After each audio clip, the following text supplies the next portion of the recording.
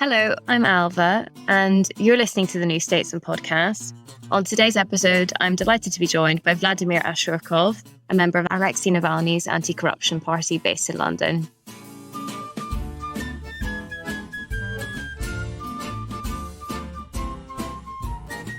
I'm very pleased to be joined on today's New Statesman podcast by Vladimir Ashurkov.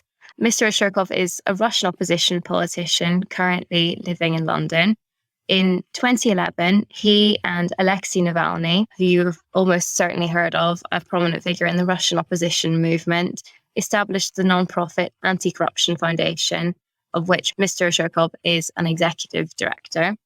In 2014, as a result of politically motivated criminal persecution by Russian authorities, Vladimir Ashurkov moved to London and he received political asylum in 2015. And he's now a very well-placed figure to comment on Russian lawfare from a British perspective and what can be done about it in the UK. So welcome to the podcast, Vladimir. Thank you for having me, Ailbhe. Well, it's a great pleasure, Vladimir. Just before we get into the current situation and what can be done in Westminster to tackle aspects of Russian corruption, it would just be great to hear what motivated you to get involved with Alexei Navalny's party and the journey there. Sure. My career has been in finance and investments, and I was working as an executive in a large Russian investment company called Alpha Group, which was headed by one of the oligarchs, Mikhail Friedman. So he was my direct boss. And I was throughout my life interested in politics and government, but not until I started reading blog of a young lawyer, Alexei Navalny, I had a desire to start doing anything in that respect. So his approach really resonated with me. He wasn't just talking about corruption in Russia. He was trying to do something about it. He was launching lawsuits against powerful Russian corporations, launching complaints, and he was writing about it in his blog with a sense of humor and the self-irony that was very appealing. So I wrote to him, I told him I have a lot of experience in finance and corporate governance. Here are some things that we can do together. And we met and we hit it off. So from that time on, I started helping him in my spare time. And then in a couple of years, I had to leave my corporate job because of my political involvement. And then in another couple of years, I had to leave Russia because a criminal case was opened against me. So for the last 8 years, I have been living in London and being a part of Navalny's team in trying to bring change to Russia.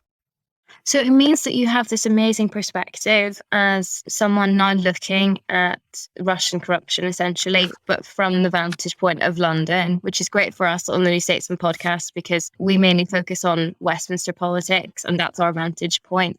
So you're really uniquely placed to talk to us about how you see the UK tackling this and what could be done, what the issues are. So if that's not too general a question, what are the main ways in which the Russian corruption intersects with the British system? London is probably the biggest haven for dirty money from globally. It's a capital of European, if not the world's finance and business. And naturally, a lot of money that flows through London is proceeds of corruption. And corruption affects Britain in a number of ways. It distorts market practices. So for instance, the Russian bank VTB, it's a state-owned bank with, until recently, a big office in London.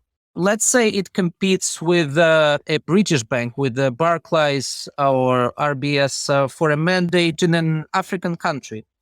An institution like VTB, which has a lot of experience in corruption, bribing, etc. in Russia, they would be unscrupulous in giving bribes to obtain a banking mandate in an African country, and something that Royal Bank of Scotland probably wouldn't be able to do. So one aspect is this distortion of market by unscrupulous players.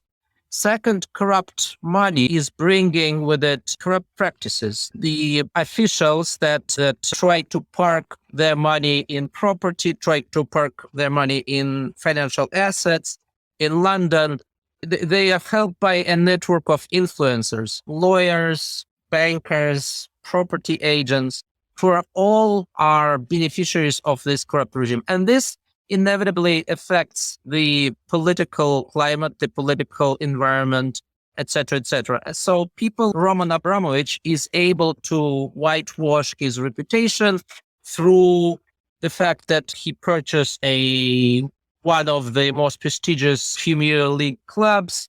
He was a regular at various political meetings with lords and other figures of political establishment. So that's what has been happening in London for years. And I think Russia is quite unique among countries that are involved in corruption, that it has a malign influence. There is corruption in a number of African countries, there's corruption in China, but only Russia uses corruption as a strategic tool to undermine the Western system, the international order. And we've seen that with Putin's regime over at least the last 8 years since the annexation of Crimea. So we have Alexei Navalny and our team for years have advocated personal sanctions against perpetrators of corruption and human rights.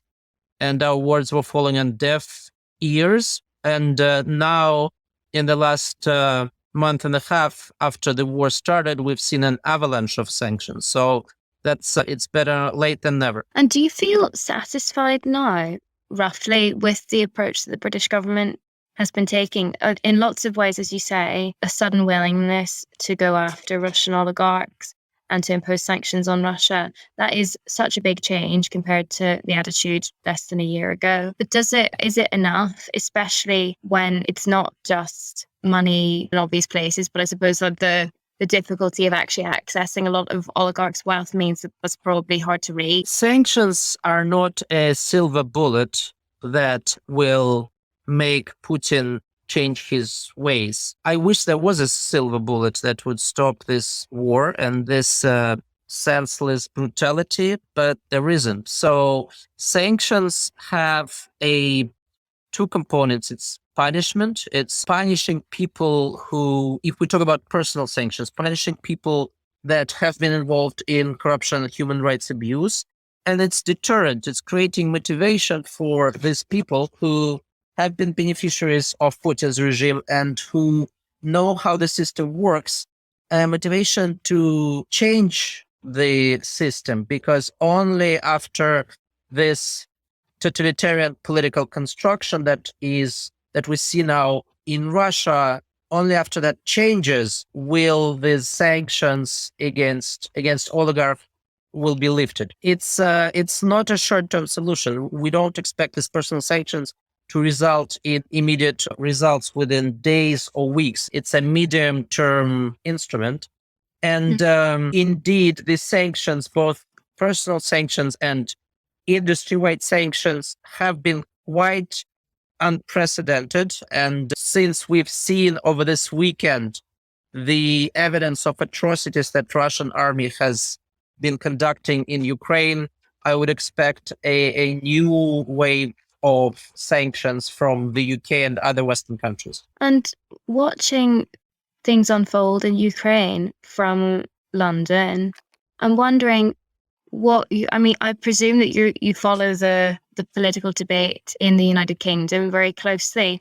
And I'm wondering, like, with a Russian perspective and as part of Navalny's team, what you think we miss in that debate, or what people are getting wrong or not talking enough about? Well, I think if the sanctions were introduced earlier, because the way the West and the UK were responding to Putin's assertiveness over the last 8 years, it was the annexation of Crimea, it was the meddling in eastern Ukraine, which left 14,000 people dead even before the war started a month ago. It was involvement in the Middle East on the side of brutal regime of Bashar Assad. It was assassination of Skripals on UK territory. And despite all this, we have heard quite tough rhetoric from British authorities, in particular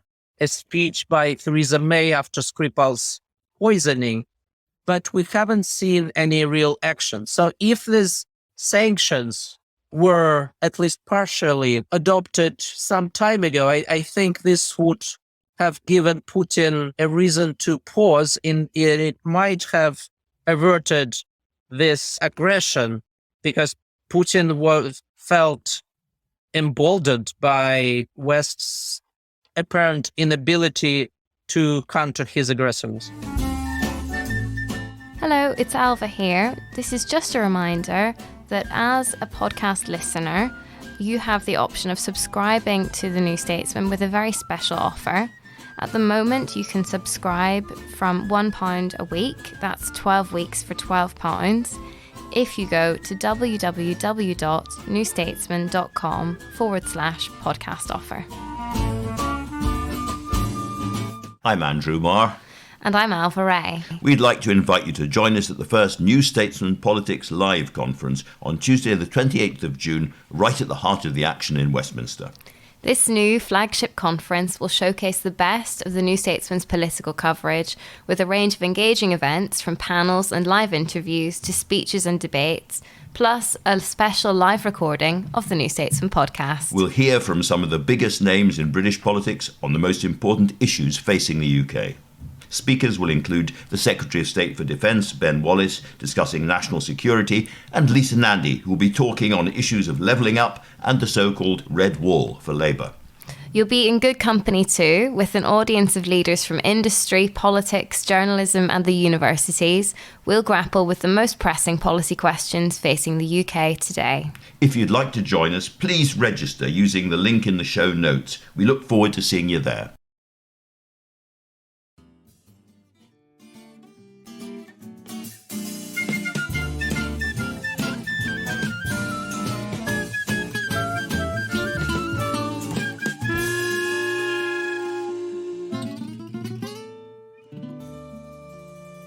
What do you think it was that, I'm interested in just in your personal view on this, what was it that prevented the political establishment in London from listening to these calls from you and Navalny a long time ago, or Theresa May from acting on that after her quite robust statement? I think people have a tendency to be optimistic and not to learn from history.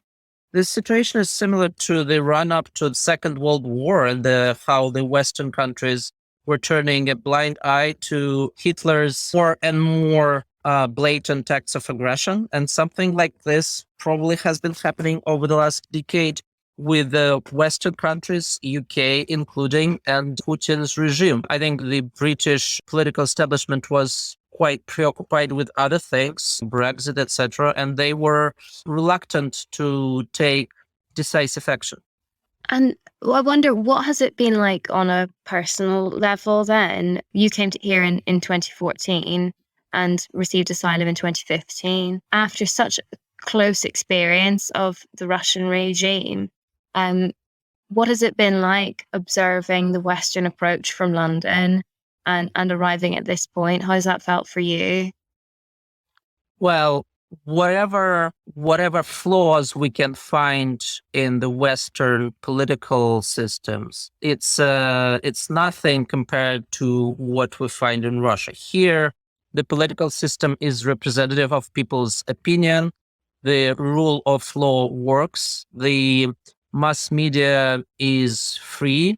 And these are the things that countries like Russia are severely lacking. So we may criticize the way British political establishment is indecisive, is slow in responding to various challenges, but still I believe it's a robust system that is policing itself. Democracy is still the best system despite its flaws. And as well as the sanctions and so on that we've already been talking about, I know that you have a view on the use of this phrase SLAPS, strategic litigation against public participation, and other types of lawfare often used by Russians in the UK to have a chilling effect essentially on journalists. I wonder if you would mind explaining a little bit about how that works. It's something that within journalism, I know journalists are acutely aware of, but the very nature of this means that we don't often talk about it or report on it, even though people often have direct experience of it in their newsrooms. So just explaining how that works and what could really be done about it.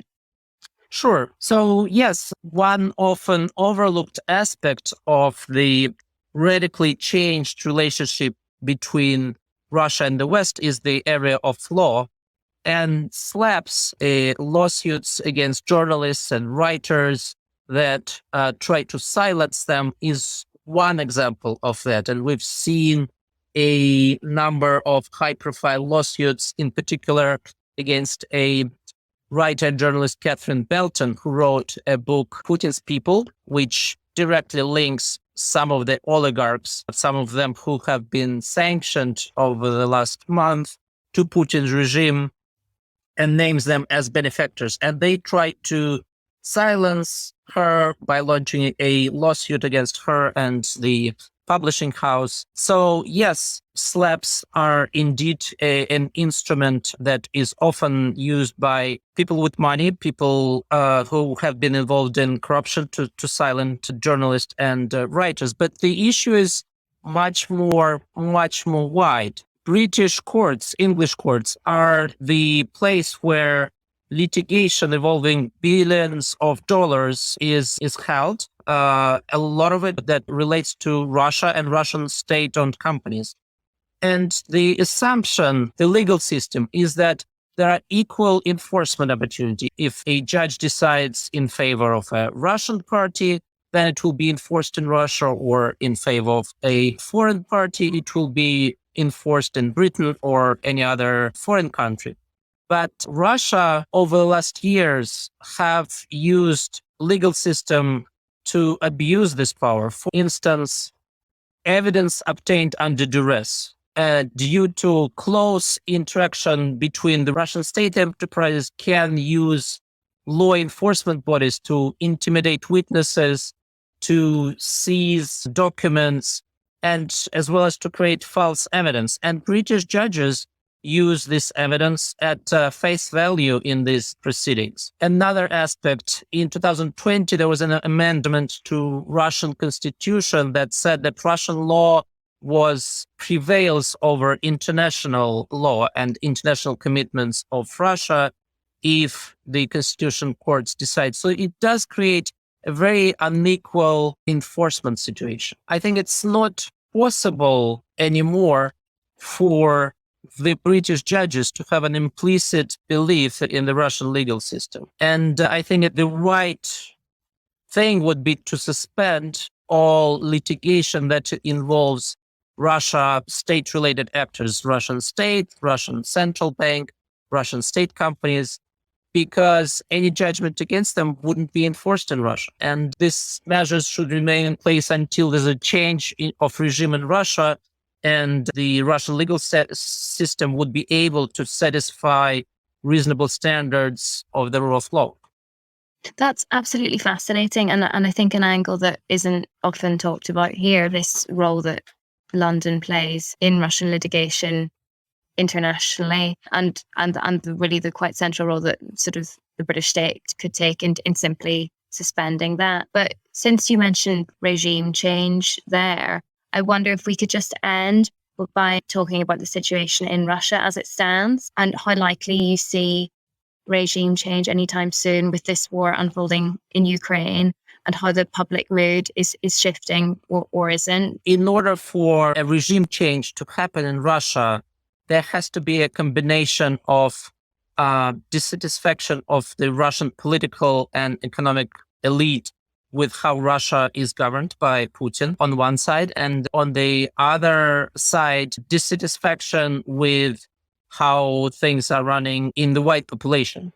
And this brutal aggression has brought forward the date when this system will crumble. People in the elite have seen their lifestyles turned upside down. They have seen their fortunes decimated because of plunge in the ruble, because of sanctions, because of elimination of access to international capital markets. And the average Russian as well is seeing rampant inflation. Foreign companies that people have become used to, like McDonald's, IKEA, are leaving Russia, and the coffins with dead soldiers are arriving to Russia daily. So all this would inevitably lead to a political crisis that will have to be resolved. I don't have the time frame for this. I don't have the scenario of how it will unfold, but this Putin's blunder, his brutal aggression against Ukraine,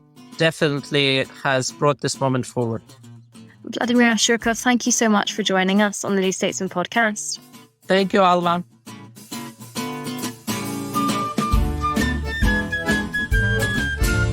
You've been listening to the New Statesman podcast with me, Ailbhe Rea, and our special guest, Vladimir Ashurkov.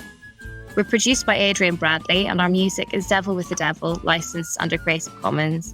Thanks so much for listening. Please leave us a review. Don't forget to subscribe.